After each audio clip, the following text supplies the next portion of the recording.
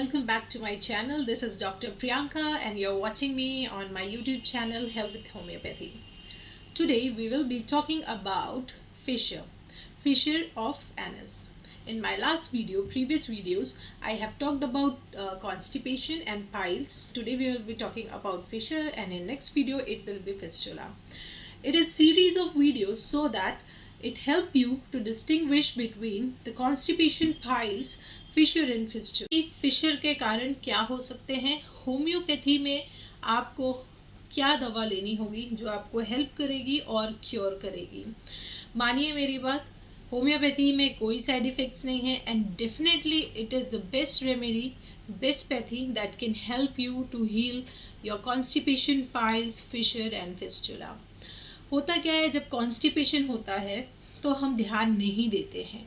Constipation के कारण piles हो जाता है जो कि ब्लीडिंग और नॉन ब्लीडिंग भी हो सकता है, और बहुत लंबे समय तक अगर हमने पाइल्स को भी अनट्रीटेड रहने दिया, उसका हमने उपाय नहीं किया, उसके लिए दवा नहीं ली, तो कई बार वो चीज़ हमको फिशर की तरफ ले जाती है. Anal fissure is basically a cut or tear in mucosa of the anus. अंदर जो एनस होता है उसकी जो इनर लाइनिंग होती है उसको हम म्यूकोसा बोलते हैं. अगर उसमें किसी भी वजह से कट लग जाए, टियर हो जाए, तो फिर उसको हम फिशर बोलेंगे. ये बहुत ज़्यादा पेनफुल है. इंडिया में एवरी ईयर 1 मिलियन केस देखे गए हैं.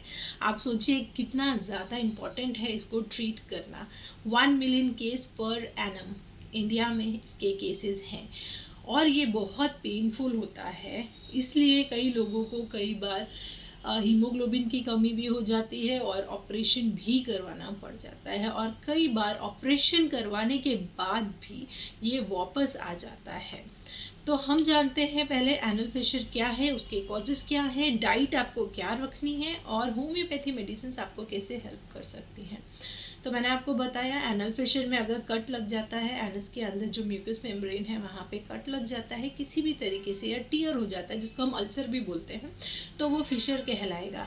बहुत लंबे समय से अगर आपको कॉन्स्टिपेशन है तो भी आपको फिशर के चांसेस बहुत ज़्यादा बढ़ जाएंगे. अगर आप किसी लग्जेटिव का यूज़ कर रहे हैं बहुत टाइम तक तब भी, अगर आपकी डाइट ख़राब है, सेडेंट्री लाइफस्टाइल है, आपके डाइट में फाइबर्स नहीं है, वाटर इनटेक लेस है, तो भी होगा. पोस्ट प्रेगनेंसी के दौरान भी हो सकता है. पोस्ट प्रेगनेंसी ज़्यादा देखा गया है. उसके बाद अगर आपको क्रॉनिक डायरिया है, IBS है, कॉन्स डिजीज़ है, या किसी स्पेसिफिक मेडिकेशन पे है, तब भी आपको फिशर की शिकायत हो सकती है.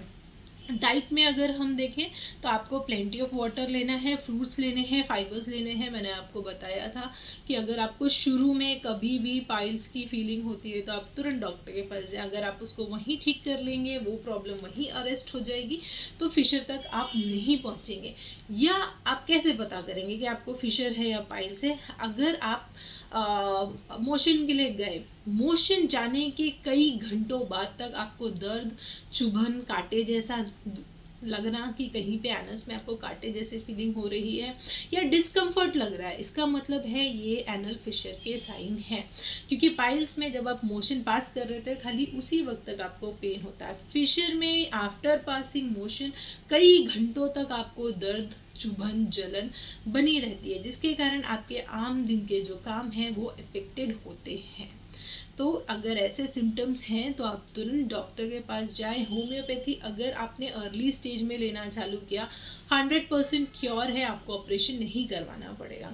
अगर आप कुछ दिन के बाद जा रहे हैं, जैसे कि क्रॉनिक केस में जा रहे हैं, 6 to 8 वीक्स अगर ऐसे ही चल रहा है तो वो क्रॉनिक केस में कहलाएगा. तो इसमें 80% चांसेस है आपके ठीक होने के. और अब बहुत दिन के बाद जा रहे हैं तो थोड़ा टाइम लगेगा, लेकिन क्योर संभव है होम्योपैथी के थ्रू.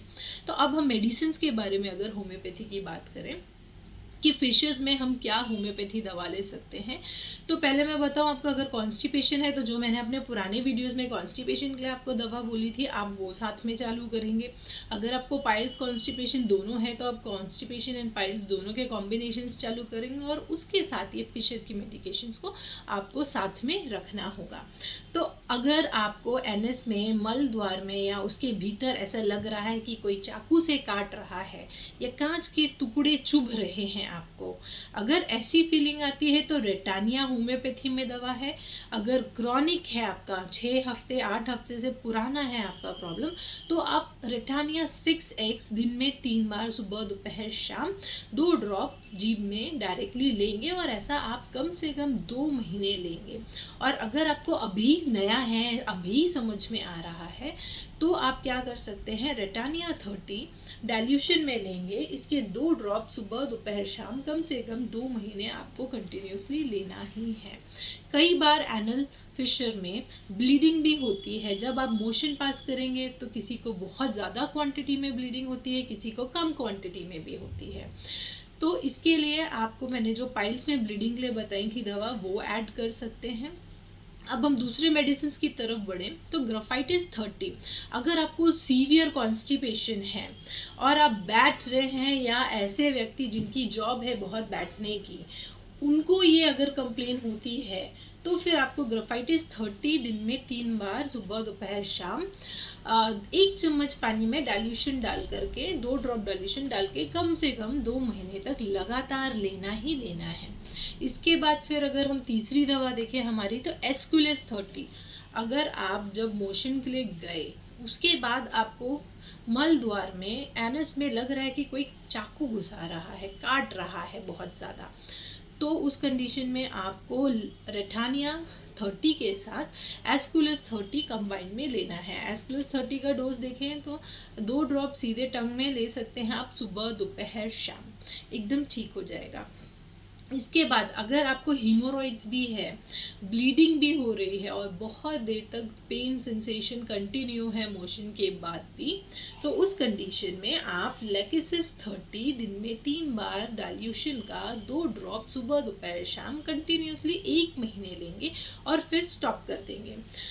अगर आपको फीलिंग है कि मैं हर मोशन में जाता हूँ और मुझे पेन सेंसेशन हो रहे हैं और जो बहुत देर तक रह रहा है, जिसके कारण आपके आम दिन की जो दिनचर्या है वो इफेक्टेड हो रही है, in that case you will take nitric sulphuricum 30।